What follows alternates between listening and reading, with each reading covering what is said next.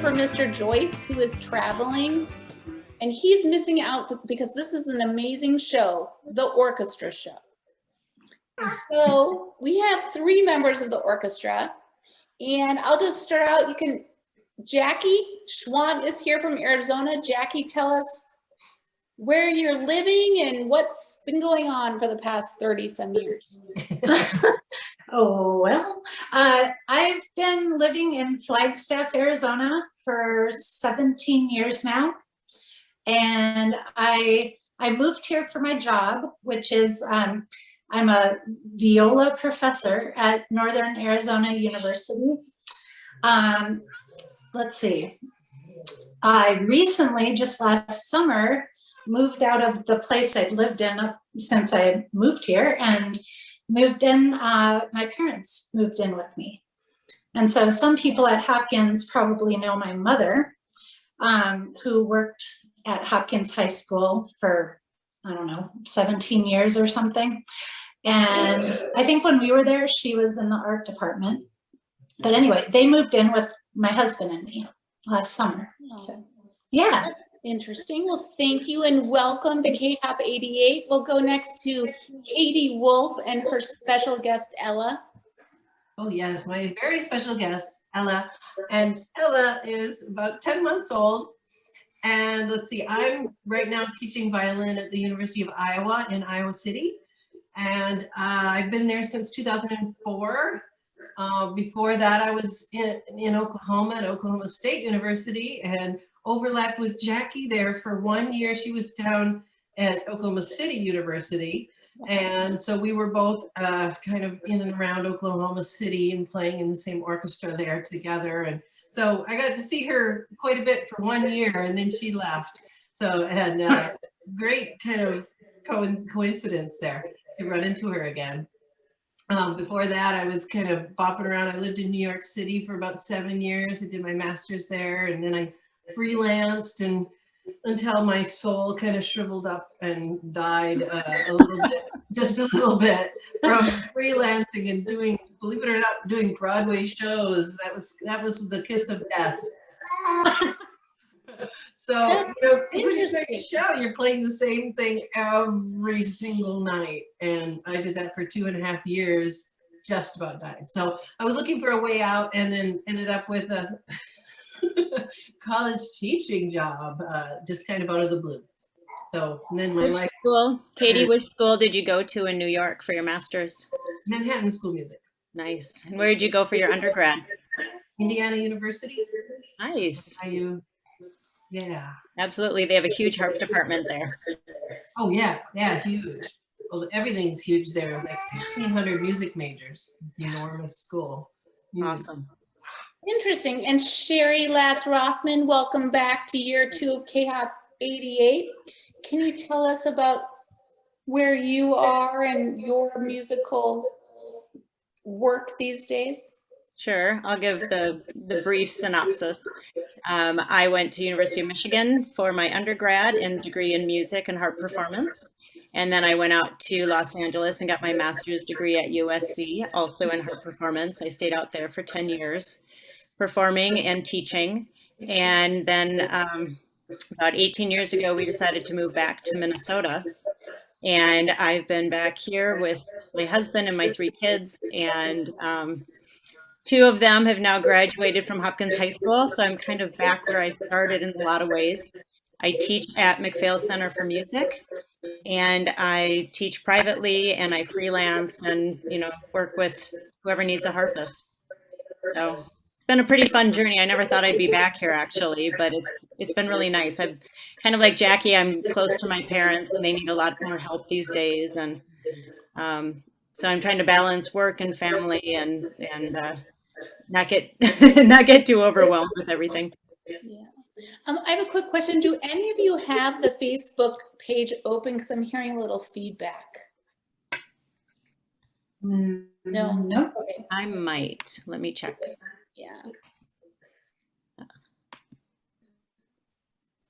Thank you. All right. See if that helps. Yeah, that helps a little bit. So, who remember? So, I know Shari went to North Junior High. Sherry, did you play with Katie and Jackie at North, or did you meet each other in high school? We'll start with you, Sherry. Well, I don't remember for sure. Were you at North with me or were you guys at West? Oh, Katie, you're muted. Katie, you're muted. I don't remember anything about junior high. Okay.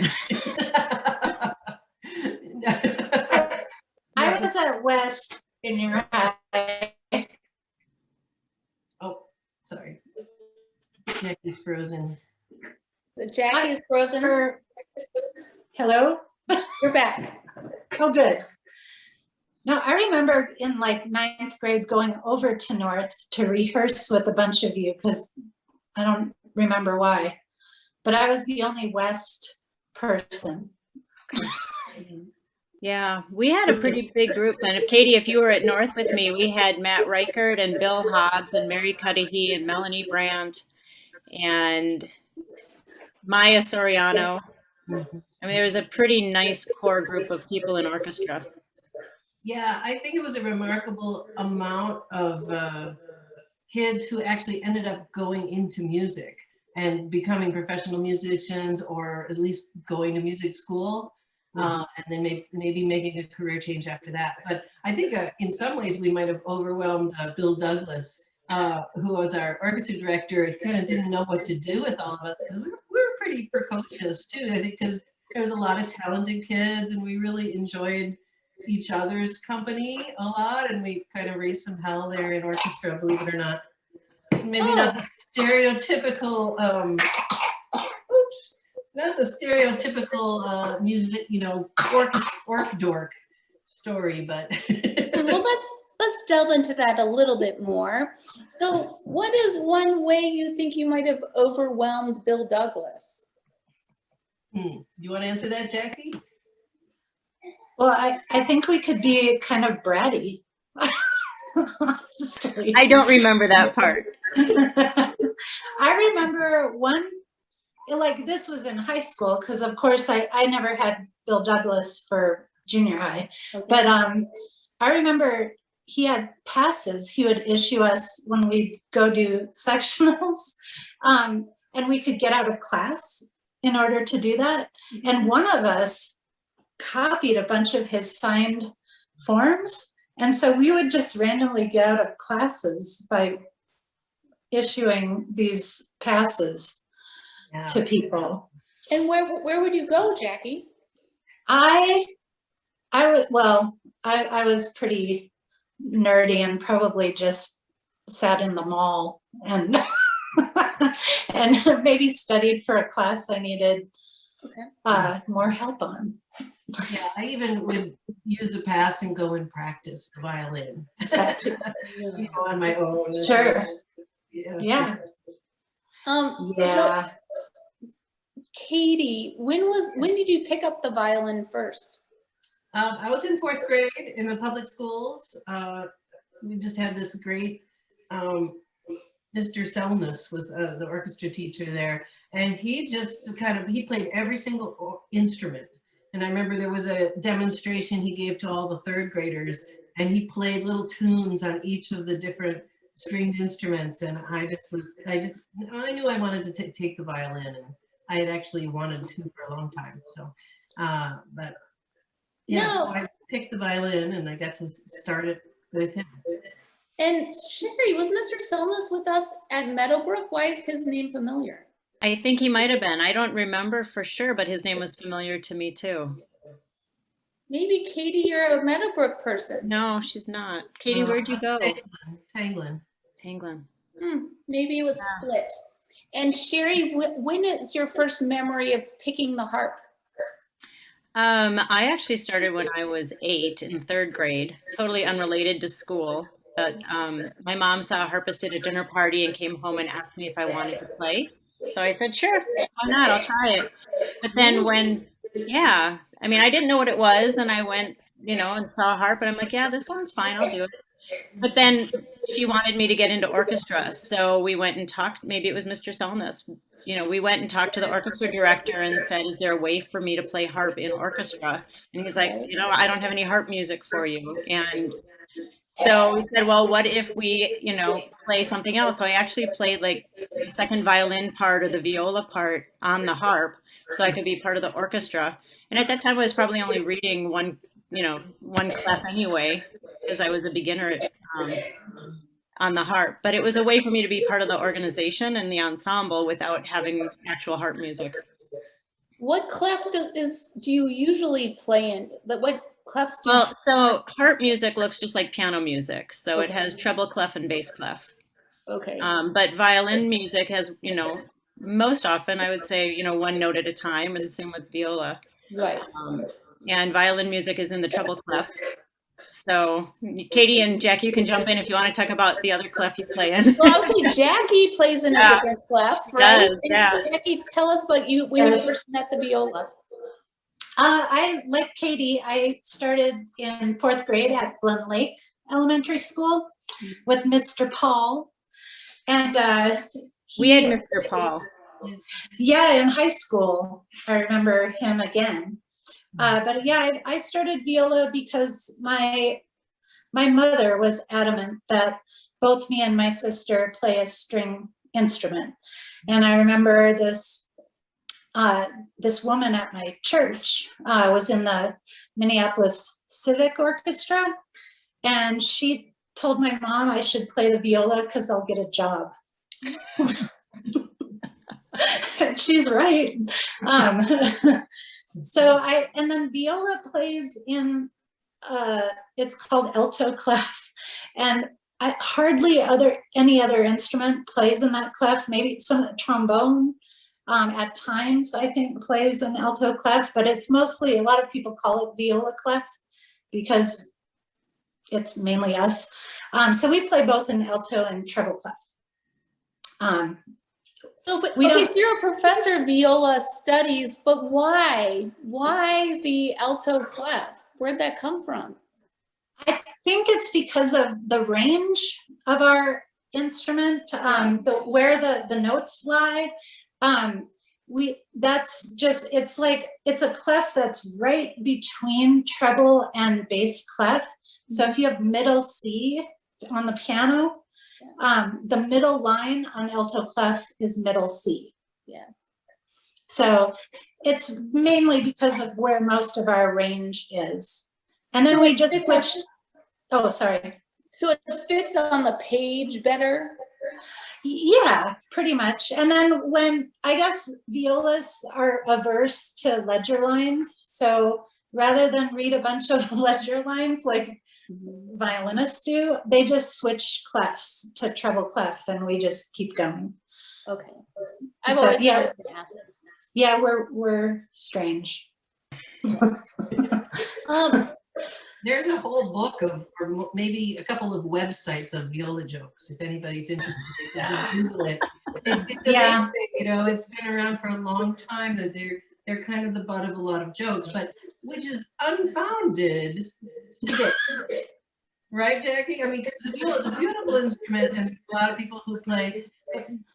The stereotype used to be if you weren't a good enough violinist, you switched to viola, because music might have been easier in the viola part, but that's really not the case anymore. Yeah, good to clear that up. Right out the bat. Okay, so Katie, you mentioned, did you play it with Jackie in Oklahoma? Did I hear you say that correctly? That's right. Since we were both, I was in Stillwater, Oklahoma, and Jackie was in Oklahoma City. But Oklahoma City was the nearest big city to Stillwater, about an hour south. And I auditioned for the Oklahoma City Philharmonic and got a position there. And Jackie was already there. Because she had been there a few years, right? 3 or 4 years? Yeah, I was there that was my first job after graduating from my master's degree. And I was there for 5 years. 5 years. Okay, so it was her last year and my first year, and we just overlapped there. Got to spend a lot of time together and catch up. A lot of years. Jackie, where did you end up going to school? I went to school for my undergrad at Southern Methodist University in Dallas. And actually for the first couple of years, Melanie Brandt went there with me too. And then she'd transferred, I think, to U of M after that. So, but I can't speak for her. I think that's what happened. And so then after that, I went up to Wichita, Kansas and did my master's at Wichita State University because I got an assistantship to play in a string quartet there. And we would, I think, to pay for my stipend, I had to go to, I think, something like 70 different elementary schools during each year, playing kiddie shows with our string quartet. And actually, Katie's colleague at University of Iowa was in my string quartet with me. Talk about small world. So now Katie's colleague was my classmate at Wichita State University. And then I did my doctorate at University of Oregon. Oh, see, that's like a text from Ashland, maybe. I don't know. We were talking about this before y'all came. So you mentioned that the orchestra world is small. Why do you think that is? Any of you can jump in. Shari. Those 6 degrees of separation. It's really amazing if you talk to another professional musician and start the "do you know so-and-so" game. It really it doesn't take very long before you know many people in common. You know, if you know where they went to school, or you know a little bit about their history, then just things pop up.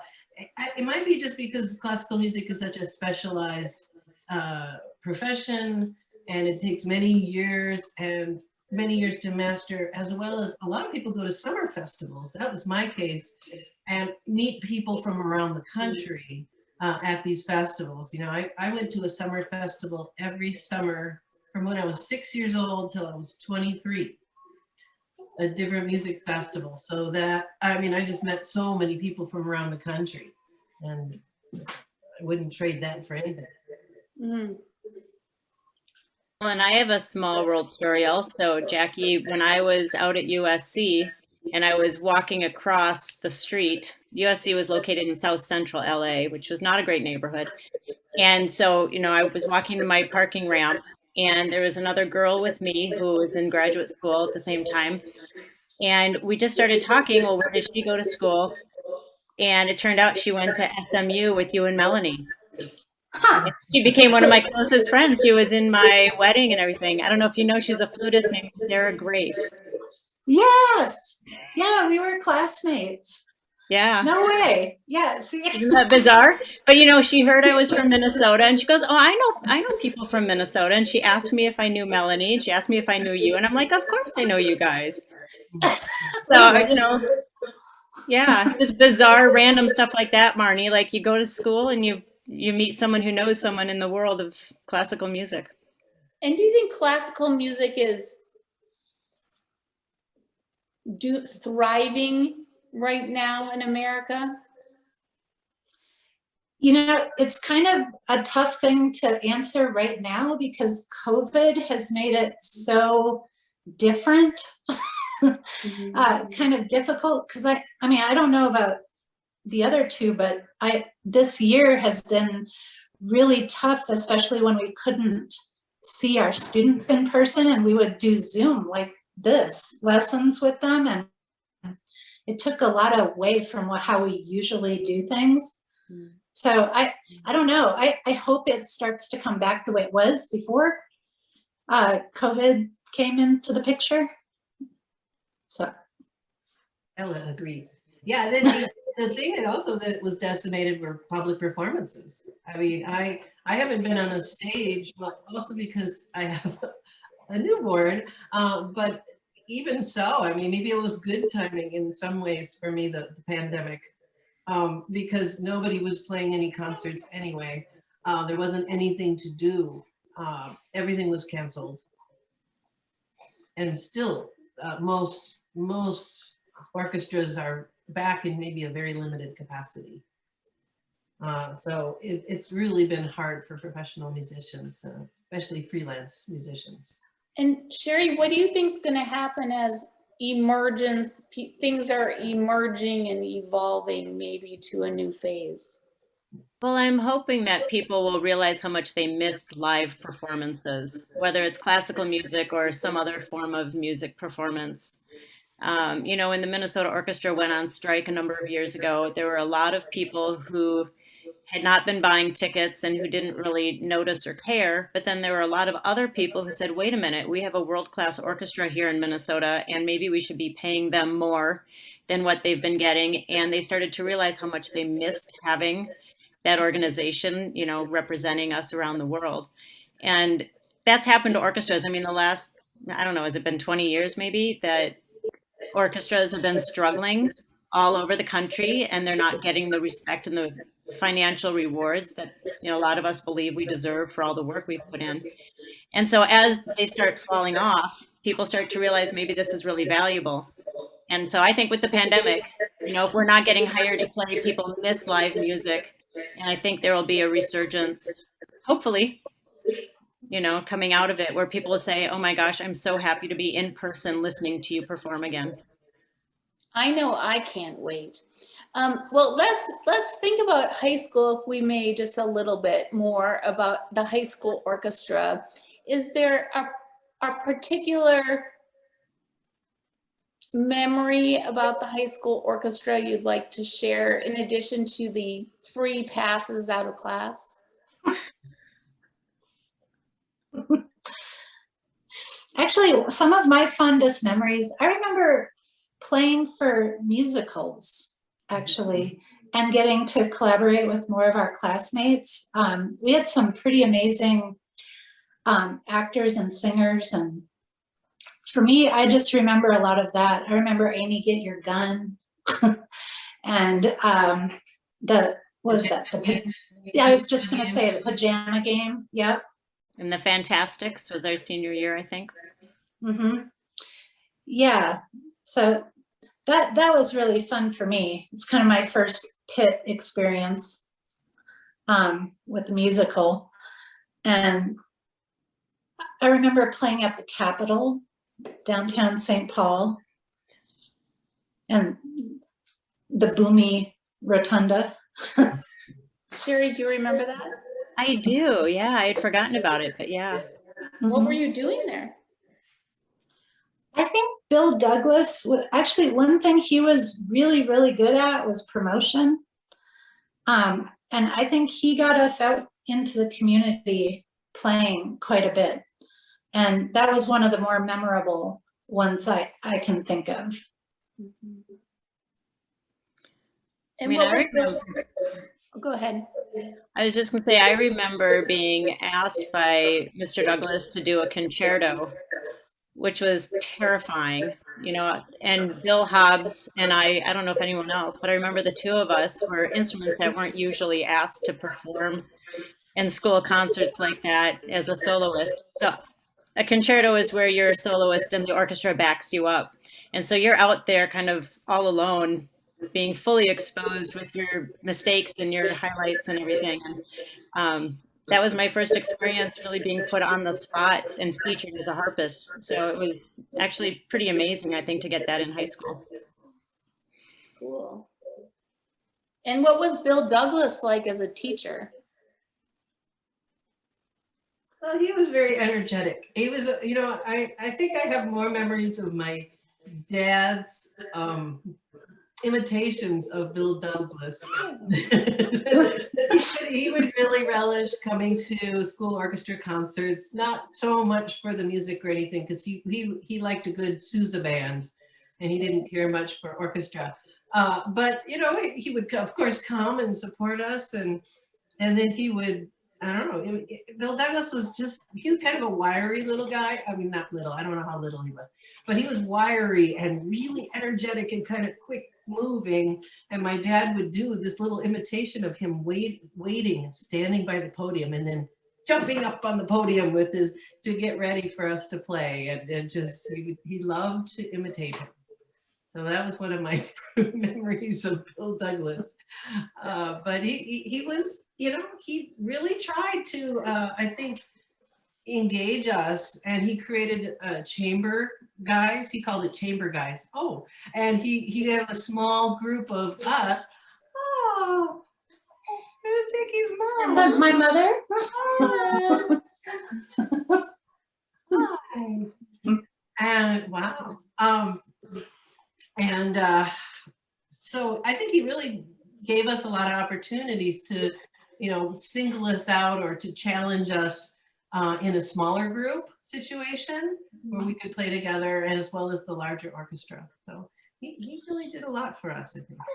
Well, so I know there's life beyond orchestra in high school. Is there another teacher that influenced your life that you'd like to share with everyone?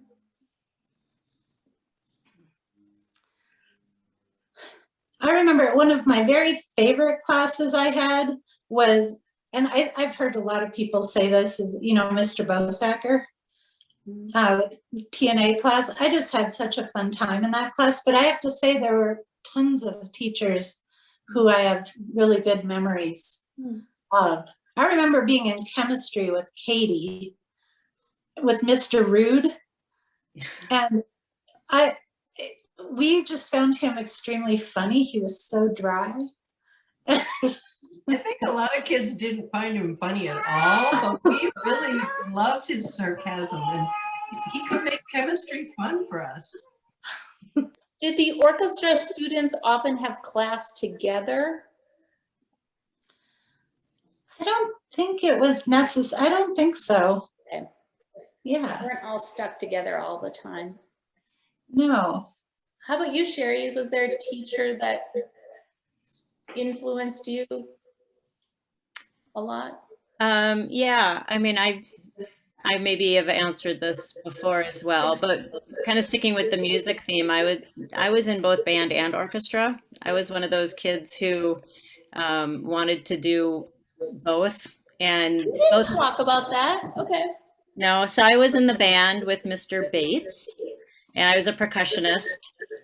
And I also was in the orchestra when they had something for me to do either as a percussionist or as a harpist. So I kind of moved back and forth a little bit. And so, to Mr. Douglas's credit, he was totally flexible and happy to have me whenever I was able to be a part of it.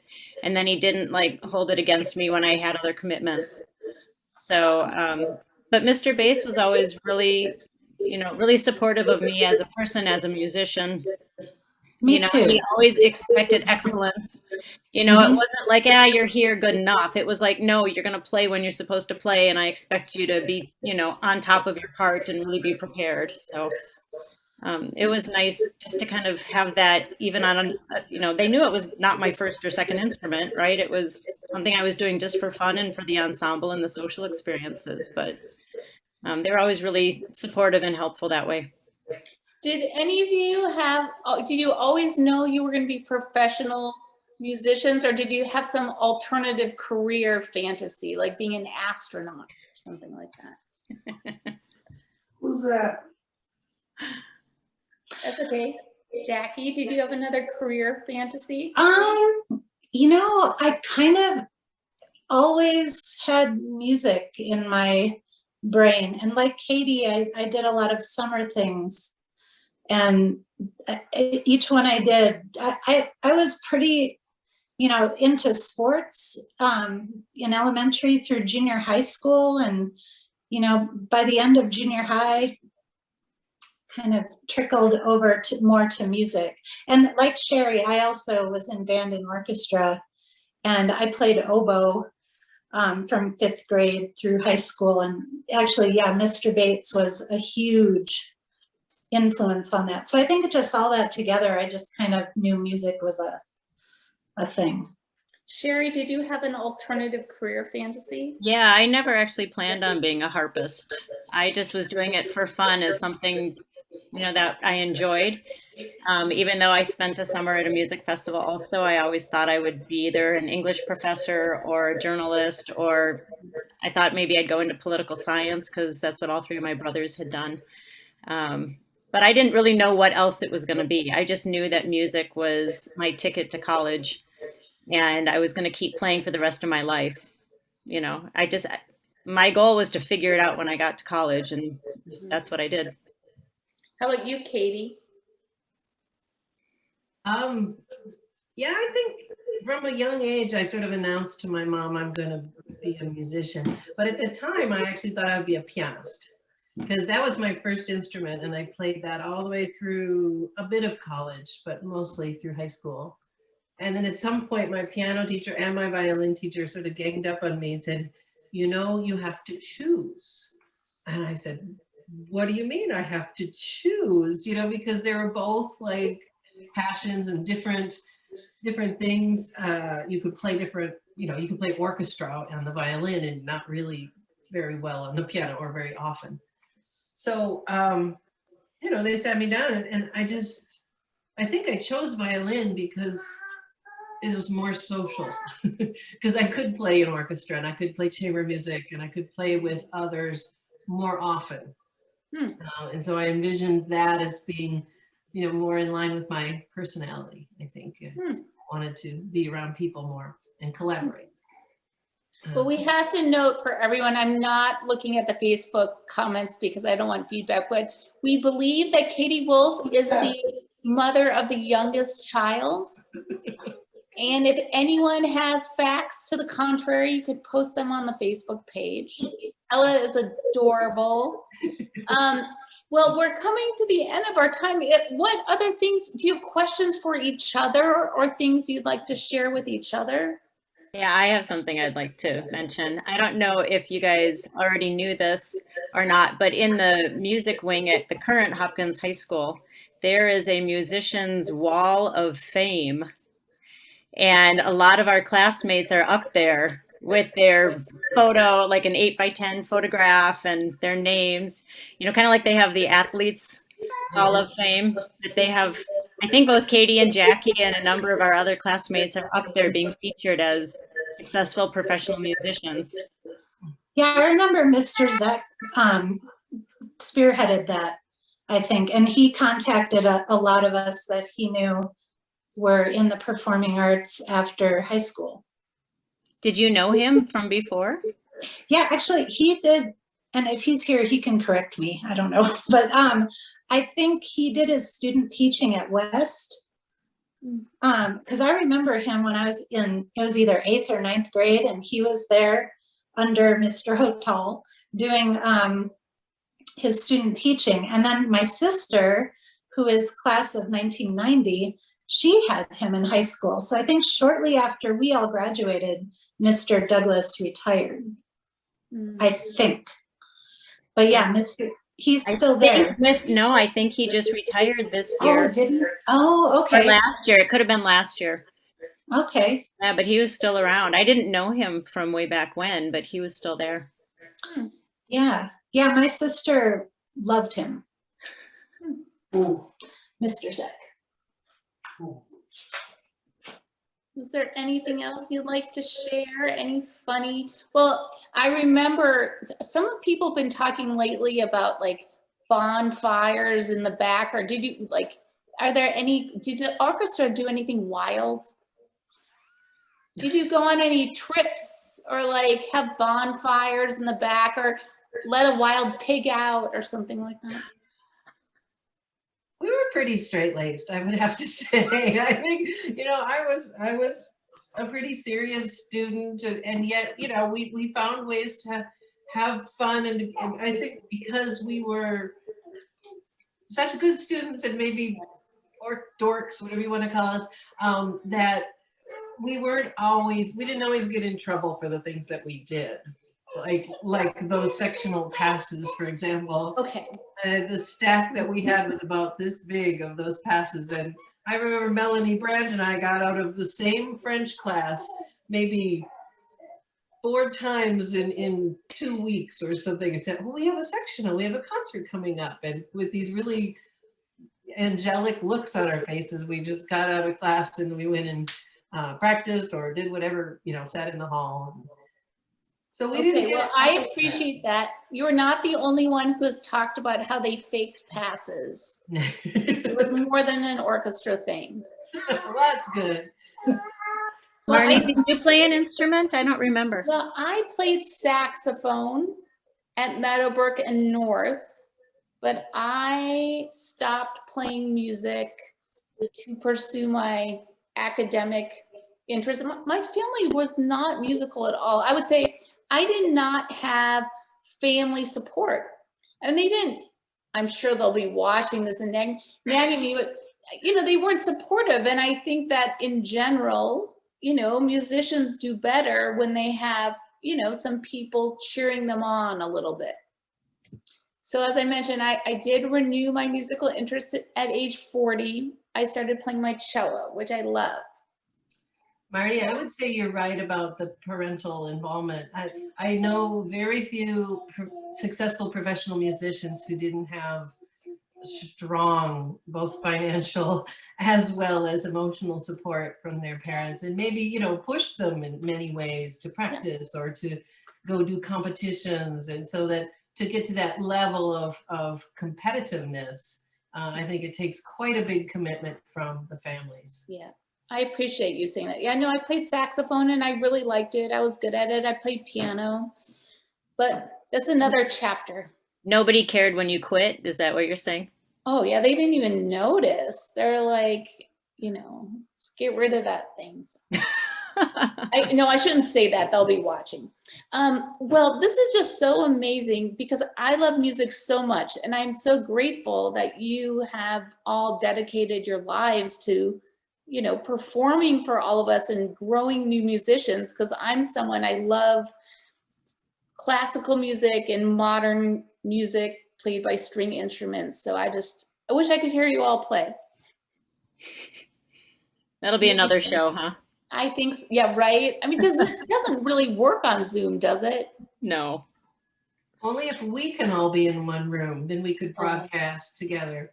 Okay, well, maybe someday. Well, is We there could anything make that happen. Let's make that happen, Jack.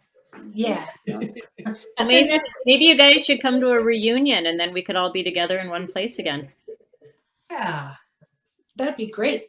Well, we hope that this show is making it all a little bit more comfortable for everyone to reconnect. We will post this show on YouTube. So for your friends, we can get Maya and Mary back for Orchestra Show Part 2. And we also have a KHOP88 map with all of our guests. So I will put Jackie and Katie on. Sherry's already on the map. Right. Is there anything else you would like to share with anyone? I just want to say it's really great to see you guys again. It's been a long time. Yeah, it's great. And Marnie and Jason, thank you for putting on the show. I mean, that's so much work and you do it so well. Well, I thank you very much. On behalf, Jason, as you know, is a professional journalist, so I appreciate his insightful, thoughtful questions. I get very emotional seeing all of you and like get really excited and like, I think Katie, you did go to North with us, but thank you so much. I'm not going to read the next show because I'm only doing one screen at a time. And Ella, you are the cutest baby ever on KHOP88. Marnie, can I just, before we end, can I just ask you, have you already talked about, maybe in the previous show, about moving to Portland? No, you can ask me a question. I'm here. I mean, what prompted that? And are you like thrilled to be there? Yeah, so this is my 4th and last time moving to Portland. And we arrived last week and I just always loved it here. It's beautiful, affordable. I'm really not a suburban person. So we're living in the city. I mean, not downtown. We're living on 20th Avenue. Within a mile, we can walk to dozens of restaurants and coffee shops and high school. And so it's really, really my home away from Minneapolis. So we're back. We have a card table. Why did you leave the Bay Area again? Well, I would say just in general, not getting into too much personal stuff with my ex-husband, but it's cheaper here. It's more accessible. People are nicer. It's not like a, you know, several of the Bay Area classmates have talked about it. It is a hard life. Yeah. You know, it's a hard life to live in a place like the Bay Area. We stop, you know, as far as arts and culture, and I'll say that because I know Ella needs to go to bed. You know, we can't even in the Bay Area to access concerts and plays and art it's inaccessible economically, geographically. It's just not it's not a vibrant place. So that's why we're here. Come visit everyone. Yeah, I hope it goes well for you. Thank you. Okay. Thank you all. Good to see everybody. Thank you. Good night, baby Ella. And Mom. Good night. Bye.